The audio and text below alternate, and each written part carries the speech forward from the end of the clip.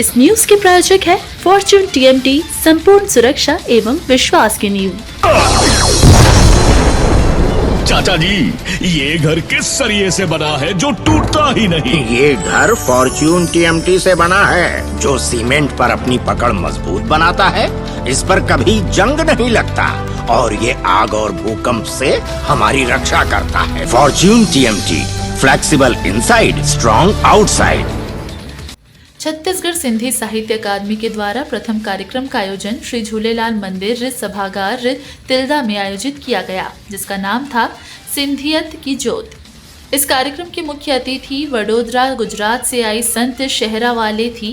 कार्यक्रम की शुरुआत भगवान झूलेलाल जी के फोटो पर माल्यार्पण कर दीप प्रज्वलित करके की गई। अकादमी के अध्यक्ष और सदस्यों के द्वारा संत जी का फूलों की माला पहनाकर, शॉल उड़ाकर, श्रीफल देकर स्वागत व सम्मान किया गया।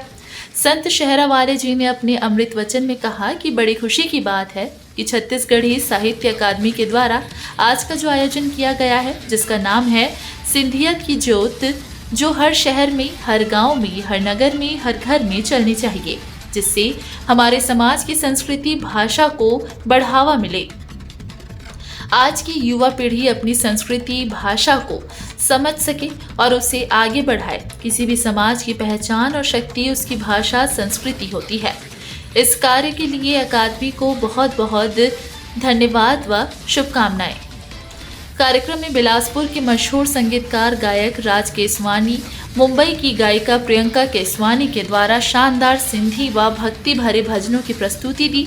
अपनी मधुर आवाज से सबका मन मोह लिया। इस कार्यक्रम में छत्तीसगढ़ के मशहूर कवि प्रेमचंद तनवानी, नीलू मेघवा, कैलाश शादाब, हिरानंद हरिरामानी, रमेश विरानी ने अपनी कविताओं से सबका दिल जीत लिया। प्रेमचंद तनवानी ने अपनी कविता की शुरुआत सिंध की अमर गाथा से की। सुनो सुनो दुनिया वालों, सिंध की अमर कहानी। सिंध की महिमा है, महान जल में से जो पहले धरती बाहर निकली वह थी सिंध।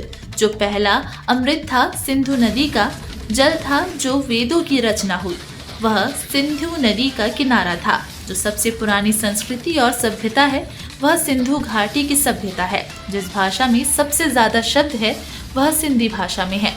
इस कविता के माध्यम से तनवानी जी ने सिंध की अमर कहानी सुनाई कि किसी तरह सिंध की महान तपोभूमि में संतों की नगरी है।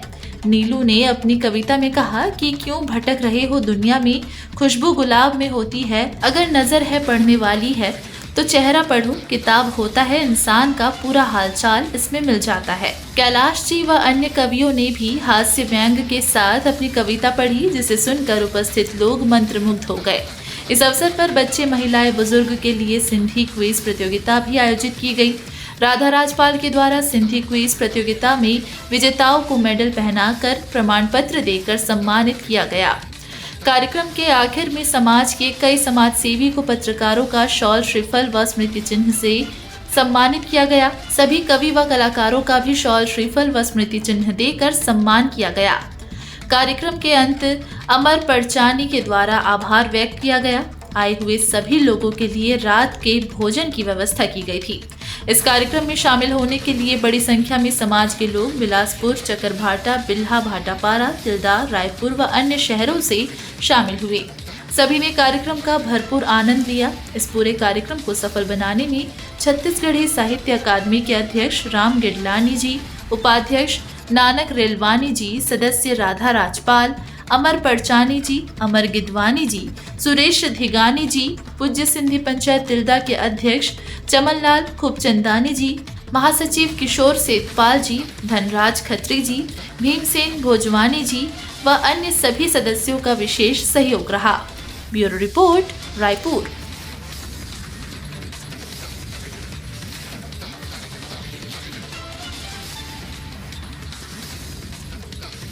जीके होंडा, एक ही छत के नीचे होंडा की सारी रेंज की गाड़ियां उपलब्ध।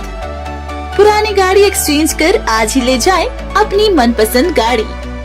आपकी खुशियों का पता, GK Honda, Telibandha road, Minocha petrol pump के पास, रायपुर। छत्तीसगढ़ की हर खबर सबसे पहले आपके फोन पर। सब्सक्राइब कर बेल आइकन दबाएं।